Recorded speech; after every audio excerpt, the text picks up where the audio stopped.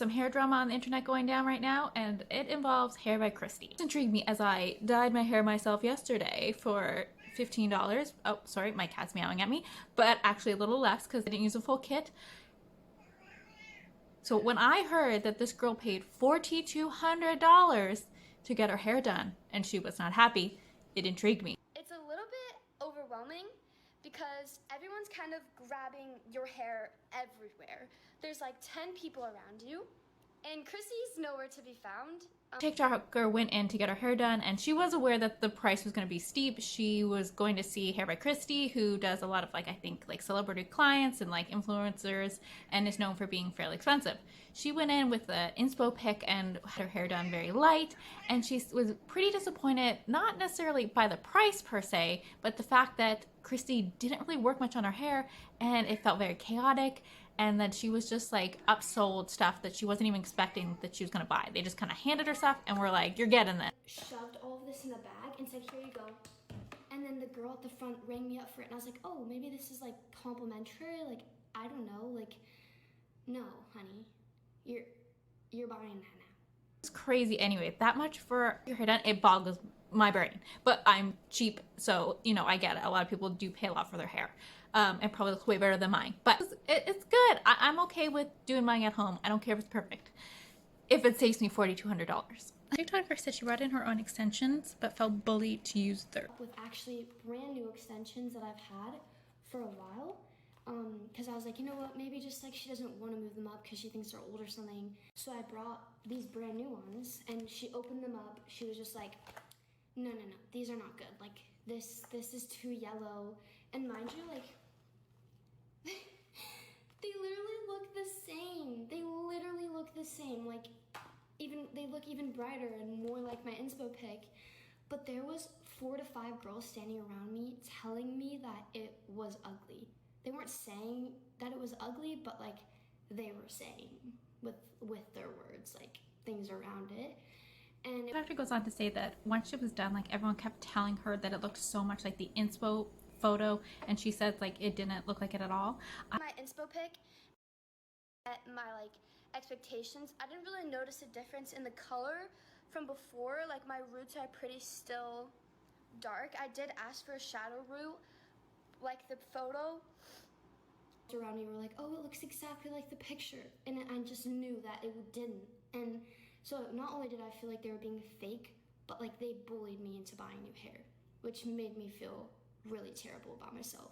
I don't know. I think it kind of looks the same, but I'm no hair girly. I don't know. And in person it looks different, so I have no idea. But like I said, I don't know. But if she's unhappy, and she's more unhappy that she paid for a service from a certain provider and didn't get it, that is frustrating. I get it. Obviously this is good for your TikTok. I'm not saying that's what she's doing it for, right? I'm not saying that. But it is okay, how much is this for building your career, and how much is you're actually upset with the person? Once again, not giving this hairdresser an out, because I do think you should be working on the person's hair, right? We get it. I'm just playing devil's advocate here, and I just find the whole thing crazy to spend that much money on your hair. And I'm sure people in the comments are like, well, yeah, that's why they pay a lot, so it doesn't look like yours all crappy. But you know what, that's fine. I don't really care. But that's fine. I get that. I know there's people who are really want their hair perfect. I'm not one of those girlies. But let's get back into it. It shows the receipt and everything she was charged for, and just you touch her hair, it's this much. So that is just the price of Chrissy touching your hair.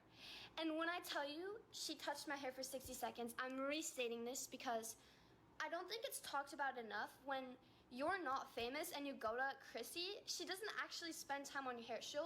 You walk in, she touches your hair, asks you what you want, then she tells everyone what to do on your hair. But the problem is, when you have 10 people pulling your hair every way and dyeing your hair, they're all kind of on different pages. So that's kind of crazy, especially if she didn't work on her hair that much. That is insane. Hair by Christy responded on her TikTok. She posted to her Instagram stories of her saying Christy doing hair and Christy doing curls, which definitely feels passive aggressive. And then the girl's complaint was that she thought Chrissy would be the one like fully working on her hair, and that it just didn't turn out as she expected it to. And she really paid for the service of Chrissy to work on her hair to get it to what she wanted it to look like. But for me, what was portrayed online was it was hair by Chrissy, and Chrissy does your hair and sits you down and does a consultation and holds the extensions up and all these like cute, cool things. But I feel like I didn't get to experience that. And maybe it was because I wasn't famous or whatever. I do agree that she works at a lot of salons and has a lot of assistants, but that wasn't something that was really like portrayed online about how it was. So I was okay with paying the price of Chrissy doing my hair. Does that make sense?